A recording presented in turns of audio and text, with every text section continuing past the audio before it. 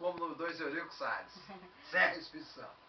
Senhor Clério, o senhor poderia falar mais quais eram as demandas do Conselho naquela época? Além do tombamento de Muqui, havia outros no mesmo caminho? Pois não. O que nós podemos dizer é o seguinte: quando a gente assumiu, né, as entidades culturais, através de seus representantes, assumiu o Conselho Estadual de Cultura, nós verificamos que existiam inúmeros processos parados. Inúmeros processos estavam parados lá. Então o que foi feito? Foi feito um mutirão. Se pegou de 100, mais de 100 processos que existiam, se dividiu, cada conselheiro titular ficou com uma parte dos processos. Então, por exemplo, destinada 5 processos para um, 5 processos para outro e assim por diante. Né? Os conselheiros eram mais ou menos em 8, de 7 a 10 mais ou menos. Né? Representando vários segmentos, a literatura, a música, o folclore, o artesanato e assim por diante.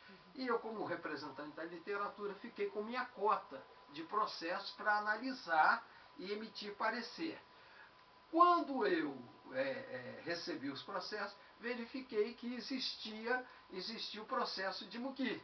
Estava lá. Existiam outros processos também. Um outro processo que eu recebi também foi a restauração da igreja centenária jesuítica de São João Batista de Carapina. A igreja estava em ruínas e havia um pedido de restauração daquele imóvel. Então o que eu fiz? Me reuni com a comunidade de Carapina, com os representantes do município da Serra, e nós iniciamos um processo para a restauração da igreja. Essa igreja foi restaurada depois, e por volta de 1993, com apoio de indústrias do município da Serra, né? Muito bem. Esse foi um processo. O outro processo que existia era justamente o de Muqui. O de Muqui também. Né? Além disso, existia um outro pedido também de tombamento das ruínas da igreja do Queimado, a igreja de São José do Queimado. E aí,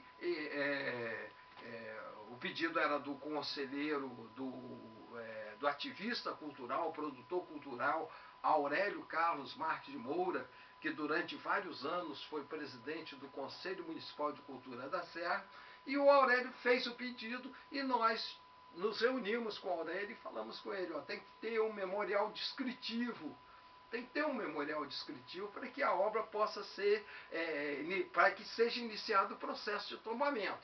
E aí nós orientamos ele, foi feito isso e depois Queimado foi tombado também. Muqui, nós percebemos que havia um pedido, uma solicitação, mas não havia memorial descritivo, não havia fotos, nem nada. O que nós fizemos? Nós propomos ao presidente do conselho, o Marian Caliste, e aos demais conselheiros, que Muqui necessitava de uma visita pessoal. E eu me coloquei à disposição de ir até Muqui para fazer o levantamento. Então aí eu me reuni, a gente programou a ida até Muqui, eu liguei para a prefeitura, avisei, liguei para a Câmara, avisei, nós estamos indo aí, vamos iniciar todo esse processo para o tombamento, o futuro tombamento dos prédios, conforme o pedido que estava nos autos.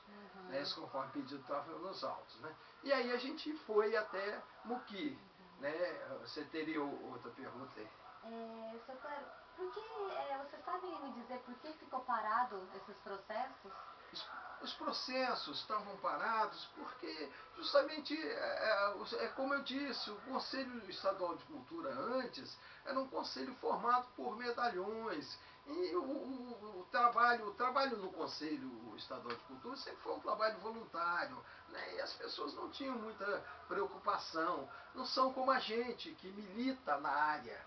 Às vezes a pessoa era um escritor famoso, foi convidado para ir no conselho e ia lá, participava das reuniões, depois ia para casa tranquilo, então não tinha aquele comprometimento cultural. Nós não, nós os ativistas culturais, a gente ingressou no conselho para trabalhar, para movimentar a cultura.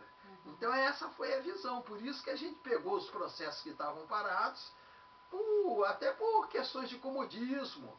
as pessoas não queriam até tirar dinheiro do bolso para fazer uma viagem, para ir, para se reunir com as pessoas. E a gente se dispõe a isso, porque nós estávamos ali no conselho como representantes das entidades e para trabalhar, para desenvolver um trabalho cultural.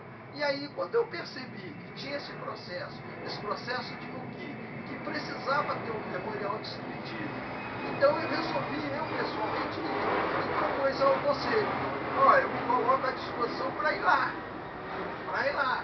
Então aí o conselho autorizou, Marian Calixte autorizou como presidente, autorizou a ida lá, e a gente foi. A gente foi lá e passamos um dia lá com a movimentação, conversando com as pessoas e tudo mais. Sr. Clério, como que era o procedimento na época para chegar ao tombamento? Já existia outros tombamentos no estado do Espírito Santo? Sim, vários tombamentos, né? Os bens tombados, bens históricos tombados no estado já existia. Existia até na época um livro sobre os tombamentos do estado do Espírito Santo, os bens tombados do estado do Espírito Santo. O próprio Conselho de Cultura, por volta de 1900, antes dessa gestão nova, democrática, já tinha feito um livro, uma publicação com os bens tombados, os bens culturais tombados do estado do Espírito Santo, né? Então tinha uma relação muito grande de bens tombados. A Catedral Metropolitana, a própria igreja de São João Batista de Carapina era um bem tombado, né? Depois ela virou ruínas e aí foi necessidade desse processo que a gente se referiu de restauração da igreja, né? E outros bens que estavam tomados também, né? Então não era uma prática nova, já era... A prática de tombamento já existia. Até com aqueles conselheiros que eu falei, as figuras importantes, os chamados medalhões. Quando eu falo medalhão, eu não estou querendo desvalorizar, não. São pessoas destacadas, mas que não eram... podiam até ser indicados por entidades culturais, mas a conotação não era essa. Eram pessoas mesmo escolhidas a dedo, por alguém que indicava o governador, o próprio governador escolhia, né? Pois não.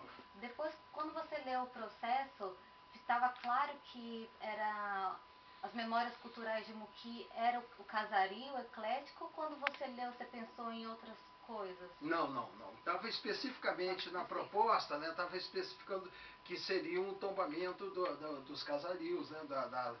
Dos imóveis lá, né? Então, quando eu percebi isso, eu verifiquei também que faltava um memorial descritivo, a descrição da área, do entorno ali e tudo.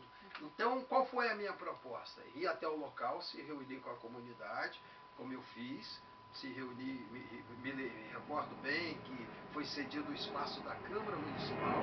Eu fiz uma reunião onde tinha vereadores, tinha representantes da prefeitura. Como o pessoal da reunião? Comuniquei, entendeu? A partir do momento que eu peguei o processo, vi na minha agenda a disponibilidade, porque na época eu era servidor público estadual, com o cargo de escrivão da Polícia Civil, mexer com a parte literária também, né? Porque o escrivão tem que descrever os depoimentos das pessoas, né? Então aí eu como escrivão de polícia tinha a prática já de ouvir as pessoas, tomar depoimento e tudo mais, né? Além da minha prática como poeta, como trovador, escritor, e se aliou tudo isso, né? E aí, como eu tirava plantão, né, os plantões de 24 horas, tinha determinados dias de folga. Então, dentro da minha agenda, aliás, eu quero ressaltar que eu fui escrivão da Polícia Civil durante 37 anos e recebi na Polícia Civil as 3 medalhas principais que existem, que são as medalhas de bronze, prata e ouro. São as medalhas que a pessoa recebe por serviços prestados, né? por não ter nenhuma punição, não ter falta em serviço e tudo mais. Então, essas medalhas eu recebi como escrivão da Polícia Civil e me honro muito. Não digo que seja importante isso, porque eu acho que todo policial civil deve ter essas 3 medalhas, né? Deve honrar